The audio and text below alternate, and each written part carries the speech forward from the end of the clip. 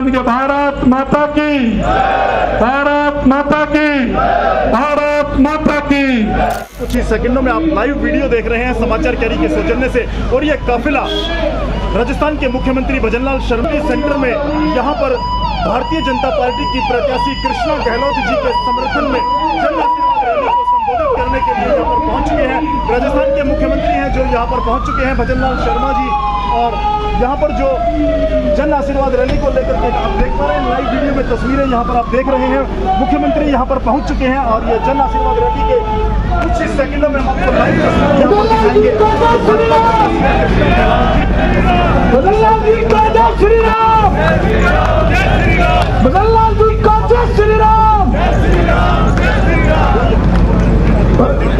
भारतवर्ष के सबसे बड़े प्रदेश के मुख्यमंत्री आदरणीय भजनलाल जी हमारे बीच में पहुंचे हैं। राई गांव की पावन धरा पर पहुंचने पर मैं उनका स्वागत अभिनंदन करता हूं। भजनलाल जी का जय श्री राम, भजनलाल जी का जय श्री राम, भजनलाल जी का जय श्री राम। भारतवर्ष के सबसे बड़े प्रदेश के मुख्यमंत्री आदरणीय भजनलाल जी हमारे बीच में पहुंचे हैं। राई गांव की पावन धरा पर पहुंचने पर मैं उनका स्वागत अभिनंदन करता हूं।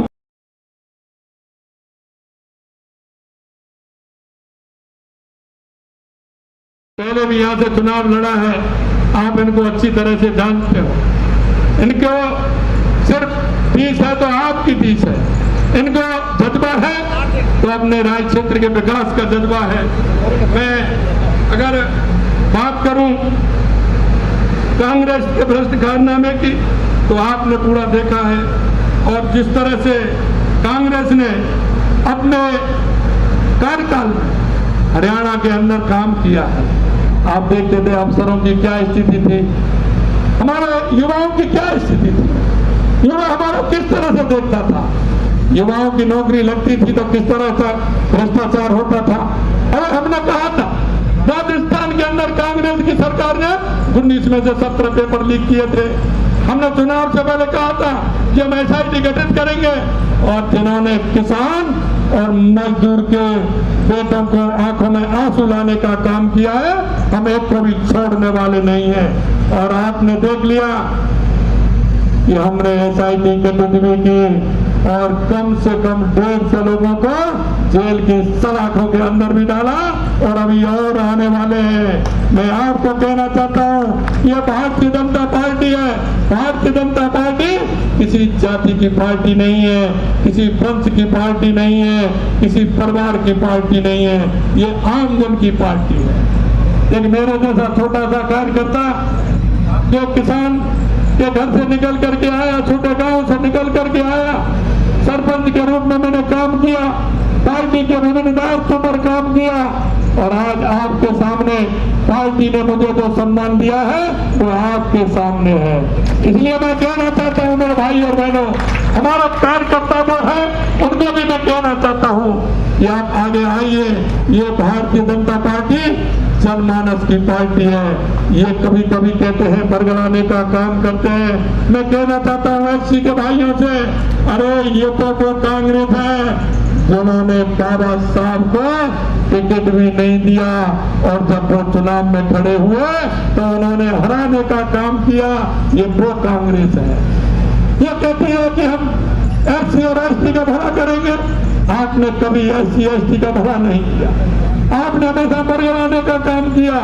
आपने तुष्टिकरण के आधार पर और भ्रष्टाचार के आधार पर चलना सीखा है।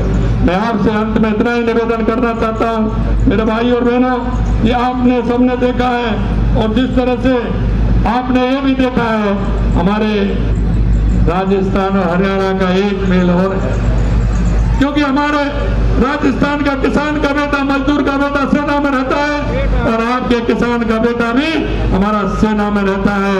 मैं आपको कहना चाहता हूँ 40 साल तक इन्होंने वन रैंक वन पेंशन को लागू नहीं किया था। अगर लागू किया तो देश के यशस्वी प्रधानमंत्री नरेंद्र मोदी जी ने किया। नरेंद्र मोदी जी, मैं एक बात और आपसे कहना चाहता हूँ, जिस तरह से यहाँ के अन्नदाता को अगर परेशान करने का काम किया, ठगी का काम किया और उनकी बेहद कीमती जमीन किसने ली, ये तो आप जानते हो। उनकी जमीनें लेने का काम किसने किया? वही कांग्रेस के लोग हैं आपके सामने, जिन्होंने गरीब किसान की सस्ती जमीन लेने का काम किया। अंत में मैं आपसे इतना ही कहना चाहता हूँ कि आपके यहाँ तो 24 फसलों की MSP बढ़ाई है, 24 फसलों की MSP बढ़ाई है किसानों की। इसके लिए भी मैं धन्यवाद देना चाहता हूँ। और मैं कहना चाहता हूँ, चुनाव के बाद जो हमने वायदा किया था, वो भी हमने कई वायदे पूरे किए हैं।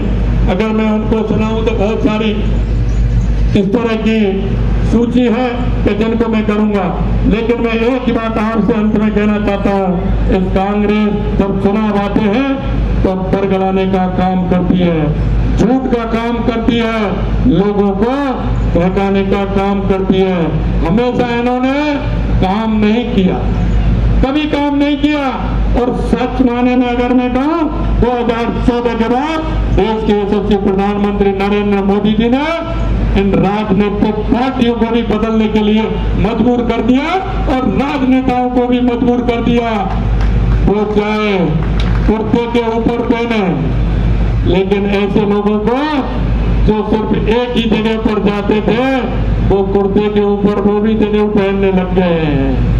आपने देखा है ना, वो भी अपना पता नहीं है तो क्या, लेकिन वो भी अपने गोत्र बताने लग गए हैं। इसलिए भाई और बहना, मैं आपसे इतना ही कहना चाहता हूँ, यहाँ राय विधानसभा क्षेत्र से हमारी बहन जी हैं कृष्णा गहलावत जी, आप इनको दिखाएंगे।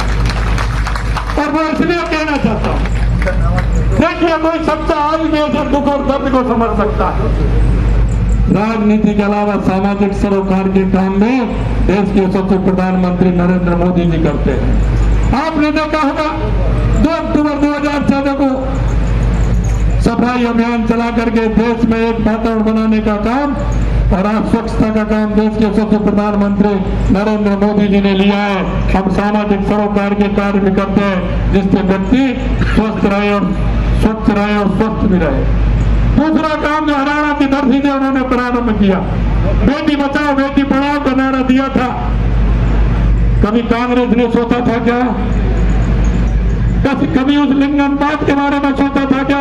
देश के यशस्वी प्रधानमंत्री नरेंद्र मोदी जी ने सोचा, बेटी बचाओ बेटी पढ़ाओ का नारा दिया।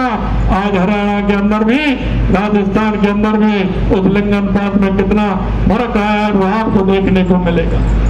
अभी एक पेड़ मां के नाम, जिससे पर्यावरण अच्छा रहे, देश के यशस्वी प्रधानमंत्री नरेंद्र मोदी जी ने नारा दिया है। यह इसके साथ साथ सामाजिक सरोकार के कार्य भी करते हैं। मैं आपसे इतना ही कहना चाहता हूँ कि हरियाणा को ऊंचाई पर ले जाना है, हरियाणा को आगे बढ़ाना है। आपके मुख्यमंत्री मेरे जैसे हैं, जिस तरह से मैं गांव से निकल करके आया, जिसी तरह से नायब सैनी जी निकल करके आए, आपके दुख को आपके दर्द को समझते हैं।